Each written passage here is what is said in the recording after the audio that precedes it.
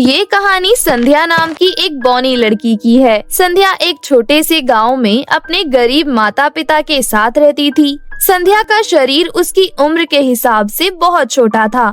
26 साल की होने के बावजूद वो दिखने में केवल किसी 12 साल के बच्चे की तरह लगती थी। हाल ही में संध्या ने अपने कॉलेज की पढ़ाई पूरी की थी। संध्या का पढ़ाई करने में बहुत मन लगता था। हाल ही में संध्या की कॉलेज की पढ़ाई पूरी हुई थी। उसका बचपन से टीचर बनने का सपना था। अपना यही सपना पूरा करने के लिए संध्या और पढ़ना चाहती थी। एक दिन संध्या ने अपने माता पिता से कहा, माँ, पिताजी, मैं शहर जाकर बीएड कॉलेज में एडमिशन करना चाहती हूँ। मेरा एडमिशन करवा दीजिए ना। बिटिया, तू तो हमारी परिस्थिति जानती है ना कि हम कितने गरीब हैं। बड़ी मुश्किल से तो हमने तुझे यहाँ तक पढ़ाया है। अब हम आगे नहीं पढ़ा पाएंगे बिटिया तुझे। हाँ संध्या बिटिया, तेरी माँ बिल्कुल ठीक कह रही है। ज्यादा पढ़ाई करना हमारे जैसे लोगों की किस्मत में कहाँ है। आप तो जानते हैं ना पिताजी, बचपन से मेरा सपना है कि मैं बड़ी होकर टीचर बनूं। मुझे अपना ये सपना पूरा करना है पिताजी। लेकिन बेटी, तू तो जानती है ना, कॉलेज और स्कूल में तेरी छोटी हाइट के कारण बच्चों ने तेरा कितना मजाक बनाया है। अब तू शहर के कॉलेज में पढ़ने जाएगी, वहाँ के बच्चों ने भी तेरा मजाक बनाया तो। माँ, अब मुझे किसी की बातों से कोई फर्क नहीं पड़ता। मुझे अब बस अपने लक्ष्य पर ध्यान देना है। और अब चिंता क्यों करते हैं? मैं स्कॉलरशिप से मिला हुआ सारा पैसा आप लोगों को दे दूंगी। मुझे पढ़ाई करने दीजिए ना पिताजी। मुझे अपना सपना पूरा करने दीजिए। अपने सपने के लिए मैंने बहुत मेहनत से पढ़ाई की है। ऐसा कहकर संध्या अपने माता पिता से रो रो कर विनती करने लगती है। संध्या को रोता देखकर उसके पिता का दिल पिघल जाता है और वो कहता है, रो मत बिटिया, तुझे पढ़ाई करनी है ना। ठीक है, तू कर लियो अपनी पढ़ाई। तेरी पढ़ाई के लिए मैं अपने गांव के मुखिया से कुछ पैसे उधार ले लूंगा। उसी समय संध्या का पिता गांव के मुखिया के घर जाता है और अपना छोटा सा घर गिरवी रखकर उससे कुछ उधार पैसे ले लेता है और अगले दिन अपनी बेटी संध्या का दाखिला शहर के कॉलेज में करवा देता है। अगले दिन संध्या कॉलेज के बाहर जाकर खड़ी हो जाती है और अपने मन में सोचने लगती है, मुझे इतनी घबराहट क्यों हो रही है? नहीं संध्या, तो डर मत। लोग चाहे तेरा कितना भी मजाक बनाए, तुझे केवल अपने लक्ष्य पर ध्यान देना है। संध्या को नए कॉलेज में जाने में बहुत डर लग रहा था। हिम्मत करके संध्या किसी तरह कॉलेज के अंदर चली जाती है। जैसे ही संध्या अपने क्लास में जाती है तो उसका कद देखकर क्लास के सभी बच्चे उस पर जोर जोर से हंसने लगते हैं।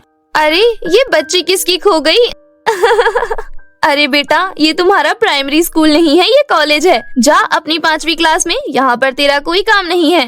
एक एक करके सभी स्टूडेंट संध्या की कम हाइट पर कमेंट पास करने लगते हैं।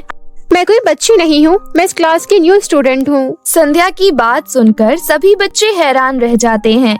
उसके बाद से संध्या रोज कॉलेज आने लगी और उसके क्लास के बच्चे इसी तरह उसका मजाक बनाते रहे। लेकिन संध्या उन सब की बातों पर बिल्कुल ध्यान नहीं देती थी। वो हमेशा अपनी पढ़ाई पर ही ध्यान देती थी। देखते ही देखते 2 साल बीत जाते हैं।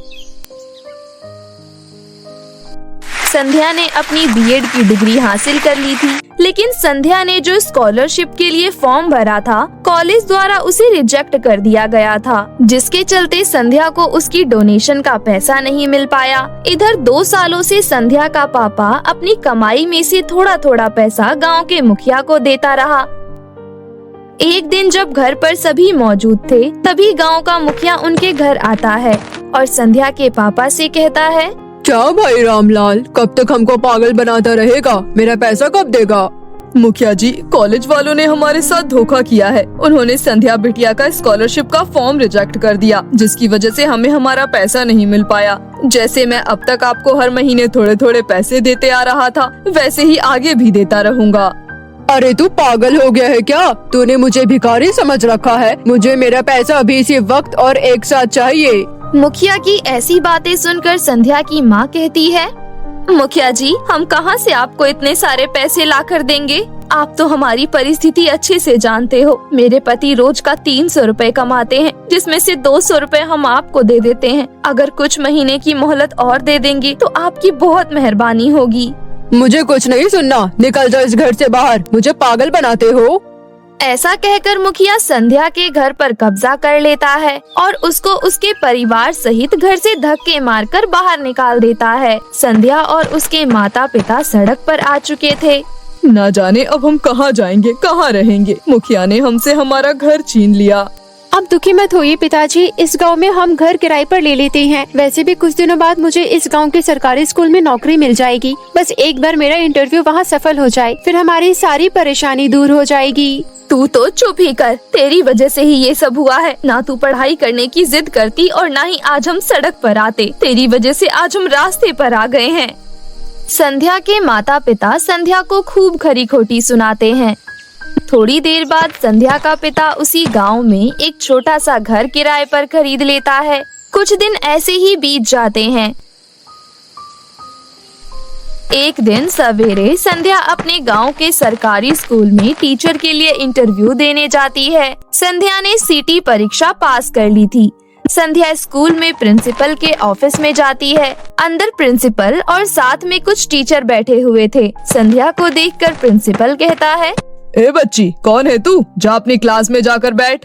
सर, मैं स्टूडेंट नहीं हूँ, मेरा नाम संध्या है। मैं यहाँ टीचर की जॉब के लिए इंटरव्यू देने आई हूँ। संध्या की ये बात सुनकर वहाँ मौजूद सभी लोग संध्या को ऊपर से नीचे तक देखने लगते हैं और उस पर हंसने लगते हैं। तभी वहाँ मौजूद एक आरती टीचर कहती है, क्या सर, अभी हमारे स्कूल में ऐसी ऐसी टीचरें आएंगी? इसकी हाइट तो देखिए, 5वीं क्लास की स्टूडेंट लग रही है। संध्या, तुम इतनी छोटी हो, तुम बच्चों को कैसे पढ़ा पाओगी? सर, मैंने बहुत पढ़ाई करी है और हाई क्वालिफिकेशन के साथ मैं यहाँ आई हूँ। अगर आपको विश्वास नहीं होता तो मेरा डॉक्यूमेंट देख लीजिए। वहाँ मौजूद सभी टीचर संध्या का इंटरव्यू लेते हैं। संध्या हर किसी के सवाल का तुरंत जवाब दे देती है और आखिर में संध्या को उस स्कूल में टीचर की नौकरी मिल जाती है। अगले दिन संध्या स्कूल में बच्चों को पढ़ाने आती है। संध्या जैसे ही क्लासरूम में जाती है, सारे बच्चे खड़े होकर गुड मॉर्निंग टीचर कहते हैं। फिर जैसे ही सारे बच्चे संध्या को देखते हैं तो जोर जोर से हंसने लगते हैं। अरे ये कौन है? मुझे तो लगा कोई टीचर आई है। अरे बहन, कौन सी क्लास है तेरी? न्यू एडमिशन है क्या तू? संध्या कुछ बोलती उससे पहले ही प्रिंसिपल क्लासरूम में आता है और कहता है, बच्चों, आज से ये आप लोगों की नई टीचर हैं। इनका नाम संध्या है। आज से यही तुम्हें पढ़ाएंगी।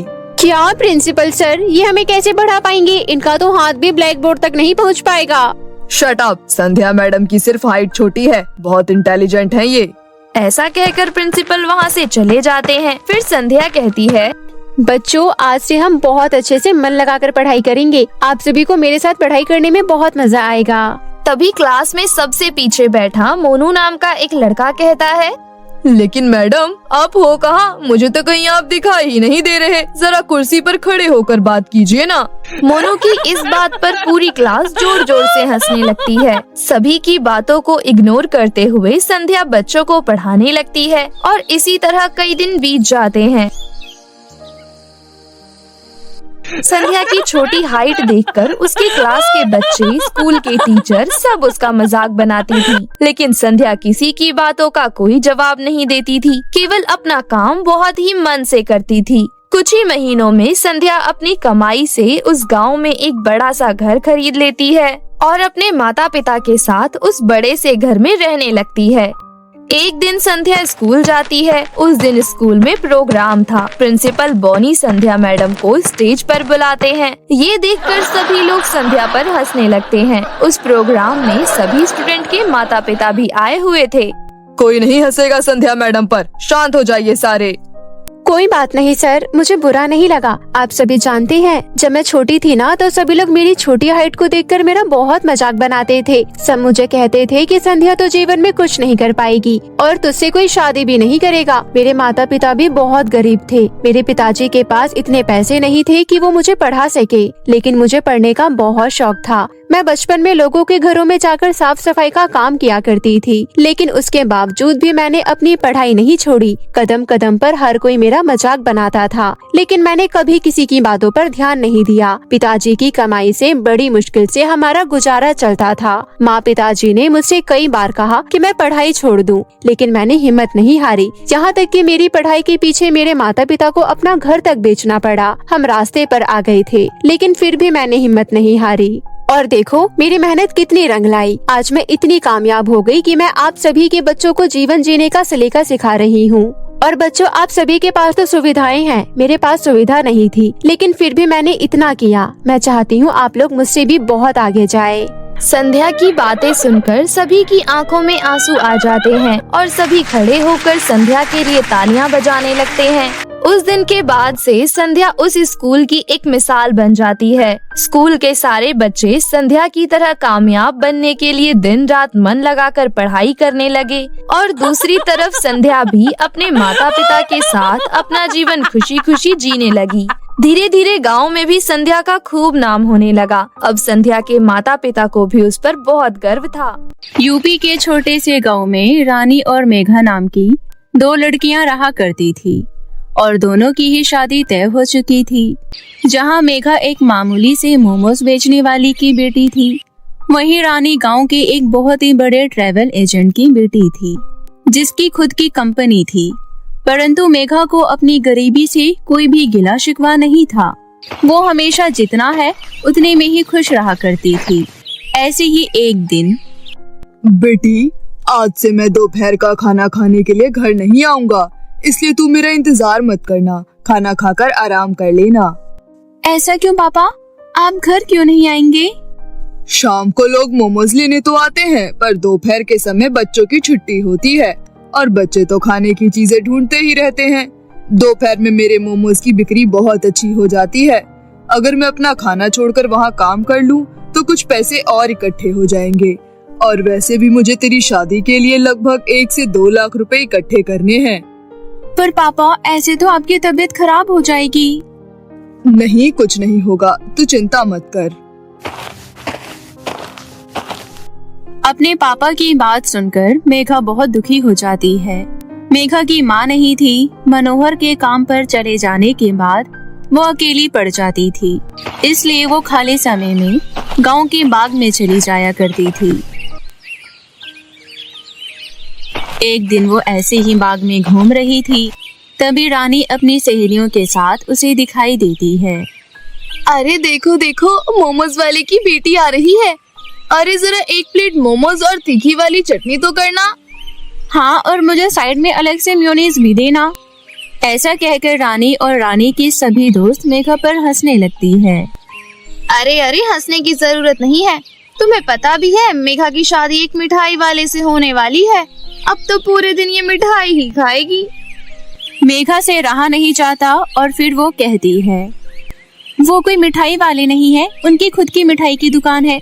वो मालिक है मिठाई की दुकान के। बड़ी जुबान चल रही है इसकी। और हाँ, मिठाई की दुकान वाला मिठाई वाला ही होता है। मेरी शादी तो शहर के एक बहुत बड़े बिल्डर के बेटे से हो रही है और वो तेरे पति की दुकान जैसे हजारों दुकान खरीद सकता है, समझी? अमीर बनने में और पैसे होने में क्या रखा है? जिंदगी में सुख जरूरी होता है और मुझे पता है मैं अपने पति के साथ थोड़े में ही खुश रहूंगी। आज बड़ा ज्ञान झाड़ रही है। ये याद रख, तेरी और मेरी शादी एक ही दिन है।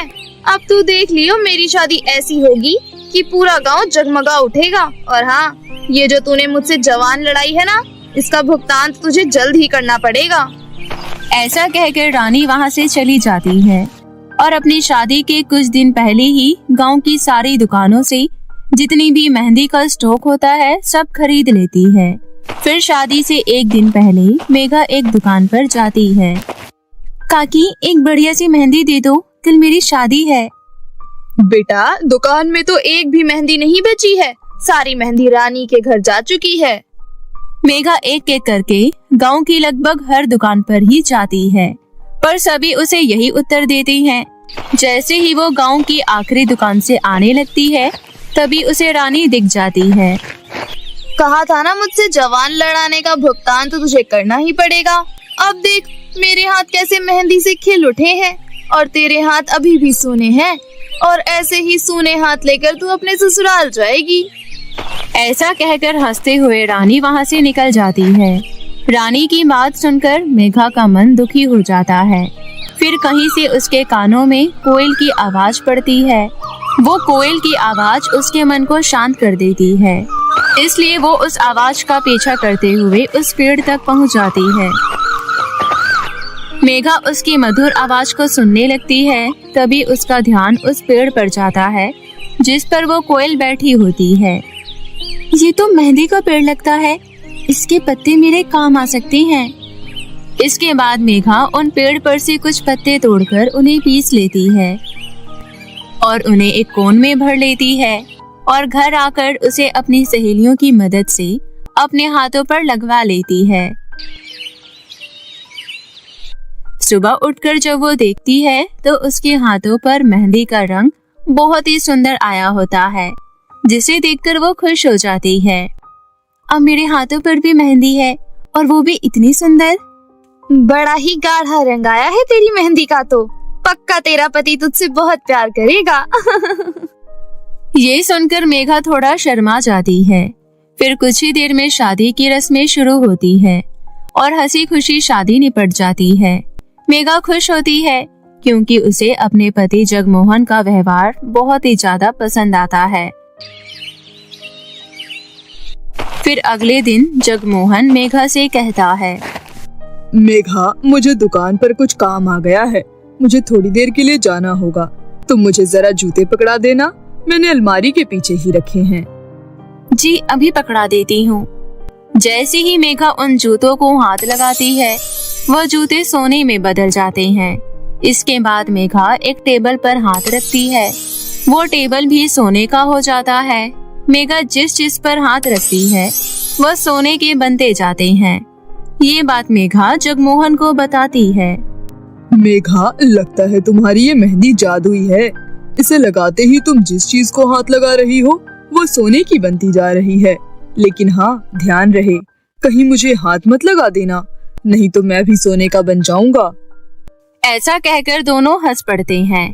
दिन बीतने के साथ ही मेघा की मेहंदी का रंग उतर जाता है, परंतु उन दोनों के पास इतने सोने की चीजें हो चुकी थी कि उन्हें बेचकर वो काफी अमीर हो जाते हैं। एक अच्छा घर, गाड़ी और सुख से जीने की हर चीज खरीद लेते हैं।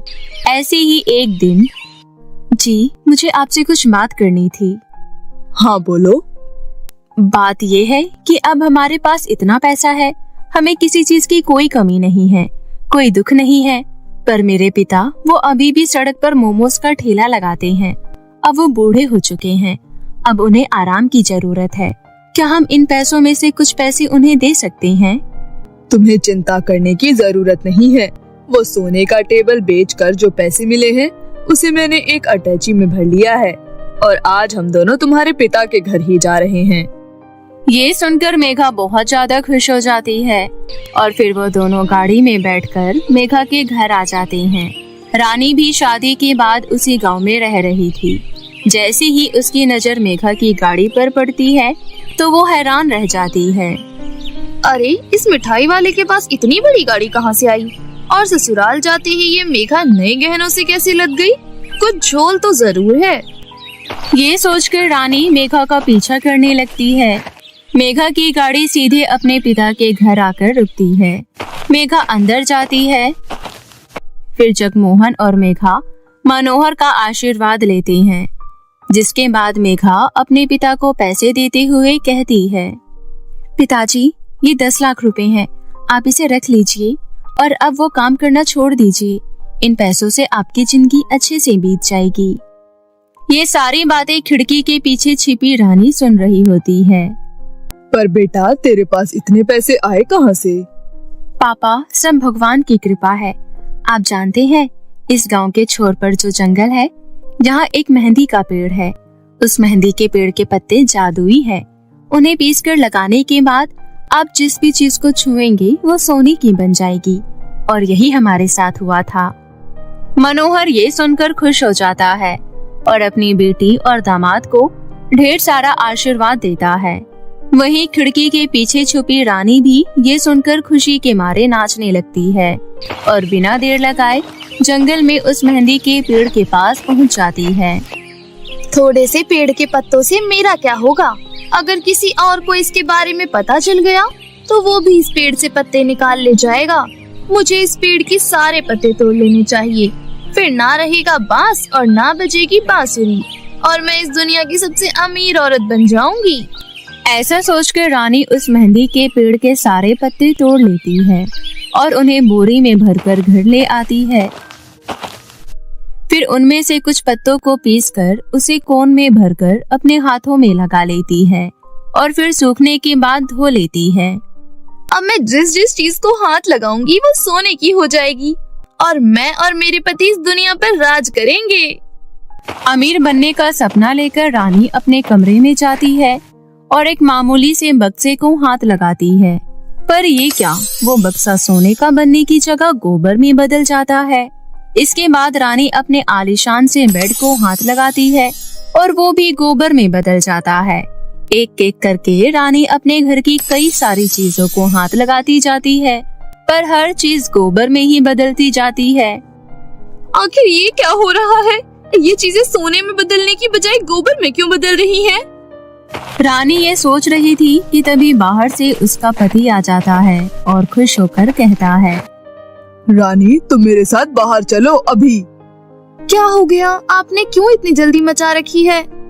अरे तुम बाहर तो आओ, देखो मैंने कितनी शानदार नई कार खरीदी है, वो भी सिर्फ तुम्हारे लिए। मेरा दिमाग पहले ही बहुत खराब हो रखा है, मुझे कुछ नहीं देखना। अरे चलो तो सही। ऐसा कहकर रानी का पति उसका हाथ पकड़कर उसे बाहर ले जाने की कोशिश करने लगता है, पर जैसे ही वो रानी का हाथ पकड़ता है वो भी गोबर के ढेर में बदल जाता है। ये देखकर रानी अपना सर पकड़ लेती है और उसे उसकी किए की सजा मिल जाती है। यहाँ मेघा अपने पति जगमोहन के साथ एक अच्छा जीवन व्यतीत करने लगती है। बिलासपुर नामक गांव में दो सहेलियां आरती और मेघा अपने माता पिता के साथ रहती थी। आरती बहुत ही सुंदर थी, वहीं मेघा काली थी, जिस वजह से मेघा की शादी में अड़चने आ रही थी। ये सब देखकर एक दिन मेघा की माँ कौशल्या अपने पति से कहती है, अरे आप समझते क्यों नहीं हो? मेघा बिटिया की उम्र निकली जा रही है, ऊपर से मेघा हमारी इकलौती संतान है। हमने हर जगह उसके रिश्ते की बात चला ली, परंतु कहीं से कोई राजी नहीं हुआ। आप एक काम करिए ना, एक बार अपने दोस्त राठौर भाई साहब से, जो शहर में रहते हैं, उनसे रिश्ते की बात चलाइए। मुझे लगता है वो इस रिश्ते के लिए पक्का राजी हो जाएंगे, क्योंकि आपको याद है जब वो हमारे घर आते थे तो हमारी मेघा बिटिया को कितना खिलाते थे। उन्हें हमारी मेघा बिटिया बहुत पसंद है, तो मुझे नहीं लगता कि उनको मेघा के काले रंग से कोई दिक्कत होगी। अरे कौशल्या, ये तुम कैसी बातें कर रही हो? माना कि वो मेरा दोस्त है, पर क्या वो इस रिश्ते के लिए राजी होगा? क्यों नहीं होंगे जी, जरूर होंगे राजी। वो हमसे जितना दहेज मांगेंगे हम उतना देंगे। आखिर हमारी इकलौती बेटी है और उनका बेटा भी बहुत ही सुशील है, कोई नशा वशा नहीं करता है, बहुत संस्कारी है उनका राहुल। ठीक है कौशल्या, जैसा तुम्हें ठीक लगे, मैं बात करता हूँ। अपनी पत्नी की बात मानकर राम मनोहर अपने दोस्त से मेघा के रिश्ते के लिए बात शुरू कर देता है। हेलो, अरे राठौर कैसा है तू? मैं ठीक हूँ, तू बता कैसे फोन कर लिया आज मुझे? सब कुछ ठीक तो है ना? और भाभी जी कैसी हैं? और मेघा बिटिया कैसी हैं? सब ठीक है। वो मैंने तुझसे कुछ जरूरी बात करने के लिए तुझे फोन किया है। हाँ हाँ तो बोल ना। वो बात कुछ ऐसी है, मैं चाहता हूँ कि क्यों ना हम इस दोस्ती को रिश्तेदारी में बदल दे। अरे वाह, मेरे मन की बात बोल दी तूने। मुझे तो तेरी मेघा बिटिया बचपन से ही बहुत पसंद है और मैं सोच ही रहा था कि एक बार बिजनेस के कामों से फ्री होकर तुझसे इस बारे में बात करूं। ये सुनकर मेघा के पिता को बहुत तसल्ली मिलती है। ठीक है राठौर, अब इस बारे में मिलकर बात करते हैं। मेघा का पिता बहुत खुश होता है और वो अपनी पत्नी कौशल्या को आवाज लगाता है। अरे कौशल्या, अब तो तुम मिठाई खाओ और हमारी मेघा बिटिया को भी खिलाओ। क्या हुआ पिताजी, आप बहुत खुश लग रही हैं। बिटिया, बात ही ऐसी है, तेरी माँ बिल्कुल सही कहती थी कि राठौर इस रिश्ते के लिए मना नहीं कर सकता। कौशल्या, राठौर इस रिश्ते के लिए राजी हो गया और वो 2-3 दिन में ही हमारी मेघा बिटिया का रोका करने आ रहे हैं। सच? देखा, मैं कहती थी ना वो मना नहीं करेंगे। आज मैं बहुत खुश हूँ जी, मेरी बच्ची का रिश्ता तय हो गया। बेटा तू खुश तो है ना? माँ, मुझे कोई एतराज नहीं है। वैसे भी कोई मुझे पसंद कर ले, मेरे लिए यही बहुत है। मेरे पसंद से क्या होता है। बिटिया ऐसा मत बोल, तू हमारे लिए लाखों में एक है। अब चल जल्दी से मेरे साथ घर के कामों में हाथ बटा, बहुत काम है। इसी तरह वो लोग बहुत खुश होते हैं। शाम को मेघा ये बात अपनी सहेली आरती को बताती है। आरती, तुझे पता है मेरा रिश्ता पक्का हो गया है। सच? मुबारक हो मेघा, मैं बहुत खुश हूँ तेरे लिए। कुछ दिनों बाद शहर से राठौर सिंह अपने बेटों के साथ गांव पहुंचता है और गांव में ही 2-3 दिन के लिए होटल लेता है। एक दिन राहुल गांव घूमने निकलता है, तभी उसकी नजर आरती पर पड़ती है जो बगीचे से फूल तोड़ रही होती है। राहुल उसकी खूबसूरती देखकर उसमें खो जाता है और एकटक आरती को निहारते रहता है। आरती ये नोटिस कर लेती है कि कोई लड़का उसे घूरे जा रहा है, तो आरती उसके पास आकर कहती है, ओ मिस्टर, ऐसे क्या घूर रहे हो? कभी लड़की नहीं देखी क्या? लड़कियां तो बहुत देखी है, पर आपके जैसे नहीं देखी। अच्छा, मुझे छेड़ने की कोशिश कर रहे हो? अभी आवाज लगाकर पूरे गांव वालों को इकट्ठा कर लूंगी और अच्छे से पिटाई लगवा दूंगी, समझे? हाँ। इतना बोलकर आरती अपने बाल झटकते हुए वहाँ से चली जाती है। राहुल को आरती बहुत अच्छी लगती है, वो उसका दीवाना हो जाता है। राहुल जब घर पहुँचता है तो उसके पिता कहते हैं, बेटा कल तैयार रहना, मैंने तेरे लिए एक लड़की देखी है, उससे रिश्ते की बात करने के लिए जाना है। ये सुनकर राहुल चौंक जाता है। डैड, आपने तो मुझसे कहा था कि हम गांव घूमने जा रहे हैं, आपने मुझे पहले क्यों नहीं बताया? मुझे अभी शादी नहीं करनी। बस इसीलिए नहीं बताया क्योंकि मुझे पता था तुम यही कहोगे। राहुल, मुझे कुछ नहीं सुनना, मैंने एक बार जो फैसला कर लिया वो कर लिया। मेघा बहुत अच्छी लड़की है और ऊपर से वो मेरे दोस्त की बेटी भी है। मैंने उसे कुछ सोच समझ कर ही तुम्हारा रिश्ता तय किया है। इस रिश्ते के चलते हमें बिजनेस में बहुत बड़ा मुनाफा हो सकता है और तुम मना नहीं करोगे। मैंने फैसला ले लिया है। लेकिन पिताजी, आपने मेरी पसंद के बारे में एक बार भी नहीं पूछा। बेटा, ये तुम अच्छे से जानते हो, मेरे सामने तुम्हारी एक भी नहीं चलने वाली और तुम्हें तो ये शादी करनी ही पड़ेगी। अब शांति से कल तैयार रहना। लड़के वाले के घर पहुंचकर राहुल का पिता मेघा से अपने बेटे राहुल का रिश्ता पक्का कर देता है। 1 महीने बाद की उनकी शादी की डेट फिक्स हो जाती है। मेघा अपनी शादी का कार्ड लेकर आरती के घर आती है। आरती, ये ले मेरी शादी का कार्ड, तुझे मेरी शादी में जरूर आना है। कॉन्ग्रेचुलेशंस मेघा, पर सॉरी यार, मैं नहीं आ पाऊंगी क्योंकि मैं अपनी फैमिली के साथ कहीं और शिफ्ट हो रही हूँ। पापा की शिफ्टिंग किसी और शहर में हो गई है, तो हम लोग जल्दी ये घर खाली करके जा रहे हैं। पर कोई बात नहीं मेघा, मेरी बेस्ट विशेस तुम्हारे साथ है। तुम अपनी हैप्पी मैरिड लाइफ अच्छे से एंजॉय करो। कुछ ही दिनों में उन दोनों की शादी हो जाती है और मेघा राहुल के साथ शहर आ जाती है। लेकिन मेघा से शादी करने के बाद भी हर रोज राहुल को आरती की सादगी और खूबसूरती उसे मन ही मन बेचैन करने लगती है। कुछ लोग इत्तेफाक से ही मिलते हैं और हमेशा के लिए खो जाते हैं। शायद वो लम्हा भी मेरी जिंदगी में कुछ ऐसा ही था। मुझे उसे भूल जाना चाहिए और अपनी पत्नी के साथ खुश रहना चाहिए। राहुल उसको भूलकर अपनी पत्नी मेघा के साथ खुश रहने की कोशिश करता है, मगर फिर भी वो कहीं न कहीं आरती को भूल नहीं पाया। कुछ दिनों बाद राहुल के एक दोस्त की शादी होती है। वो राहुल के घर आता है और कहता है, अरे भाई राहुल, शादी के बाद तो तू मुझे भूल ही गया। ये ले कार्ड, कुछ दिनों में मेरी शादी है और तुझे मेरी शादी में जरूर आना है। हाँ हाँ, क्यों नहीं, शादी में मैं जरूर आऊँगा। आखिर मेरे यार की शादी है, आना तो बनता ही है। अच्छा दोस्त, तो अब मुझे इजाजत दो, मैं चलता हूँ। और भी लोगों को कार्ड देना है। इतना कहकर उसका दोस्त वहाँ से चला जाता है।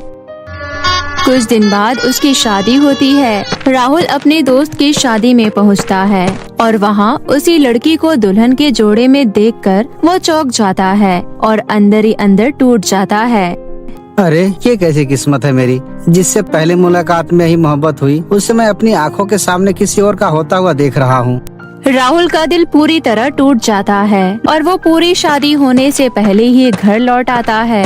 अपने पति को इतना परेशान देखकर मेघा सोचती है, शादी के 2 साल बाद मैंने इन्हें इतना परेशान देखा है। शायद अगर अभी मैं इनके पास गई तो हो सकता है ये गुस्से में मुझे डांट दे, इसलिए मुझे इनसे कल बात करनी चाहिए। अभी इन्हें कुछ देर के लिए अकेला ही छोड़ देती हूँ।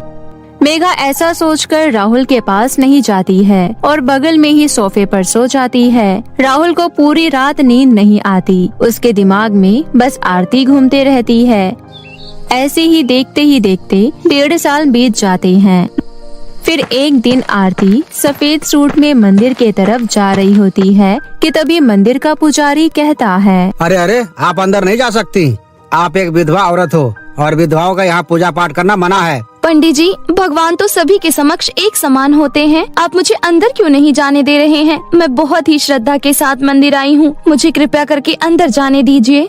आरती के बहुत कहने पर भी पुजारी आरती को अंदर जाने नहीं देता और मंदिर में कुछ औरतें भी आरती को अनाप शनाप बोलने लगती है। तभी वहाँ से राहुल ऑफिस के लिए गुजर रहा होता है। वो मंदिर में शोर शराबा देखकर अपनी बाइक रोककर मंदिर में आता है।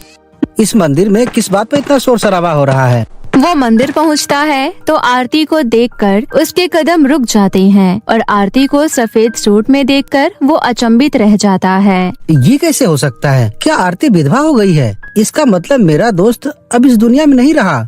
शादी के बाद से राहुल ने अर्जुन से वार्तालाप करने की जरा भी कोशिश नहीं किया, क्योंकि आरती उसकी पत्नी है। ये राहुल से बर्दाश्त नहीं था, इसलिए उसने अर्जुन से दोबारा मिलने की कोशिश भी नहीं की और ना कभी उसके घर गया। और आज मंदिर में इस तरह आरती को विधवा के रूप में देखकर और उसके ऊपर हो रहे अत्याचार को देखकर उसे रहा नहीं गया। ये क्या तमाशा लगाया हुआ है तुम लोगों ने? तुम आरती को मंदिर में पूजा करने क्यों नहीं दे रहे हो? अरे ये एक विधवा है और अगर ये मंदिर के अंदर गई तो मंदिर अपशगुन हो जाएगा। पंडित के मुंह से ऐसी बातें सुनकर राहुल को गुस्सा आता है और वो मंदिर में रखे सिंदूर को उठाकर आरती की मांग भर देता है। आज से ये औरत विधवा नहीं बल्कि मेरी पत्नी है और अब इसे इस मंदिर में आने से कोई नहीं रोक सकता। कुछ पल के लिए आरती की जिंदगी एकदम से थम जाती है। उसे कुछ भी समझ नहीं आता कि उसके साथ अचानक से क्या हुआ। आरती मंदिर में पूजा करती है, फिर राहुल उसे पास के बगीचे में लेकर जाता है और अपने प्रेम का इजहार करता है। आरती, मैं तुमसे बहुत प्रेम करता हूँ और अपनी आंखों के सामने तुम्हें अपने दोस्त का होता हुआ देख मुझसे रहा नहीं गया। फिर मैंने तुम्हें भूलने की बहुत कोशिश की परंतु भुला नहीं पाया। राहुल की बात सुनकर आरती की आंखों में आंसू आ जाते हैं। वो कहती है, शादी के दिन ही मंडप में एक हादसा हो गया। मंडप की आग ने अर्जुन जी को अपने आगोश में ले लिया और अर्जुन जी की उसी दिन मृत्यु हो गई और मैं उसी दिन से विधवा हो गई। आरती, तुम्हारे साथ जो भी हुआ बहुत गलत हुआ। आज से तुम मेरी पत्नी हो। चलो मेरे साथ, मेरे घर चलो। राहुल आरती को अपने घर ले आता है। घर में जैसी ही मेघा दरवाजा खोलती है तो वो अपनी ही दोस्त को अपने पति के साथ खड़ा पाती है। तू यहाँ इतने सालों बाद तो कहाँ गायब हो गई थी? कभी मुझे फोन भी नहीं किया तूने। मेघा, तू राहुल की पत्नी है?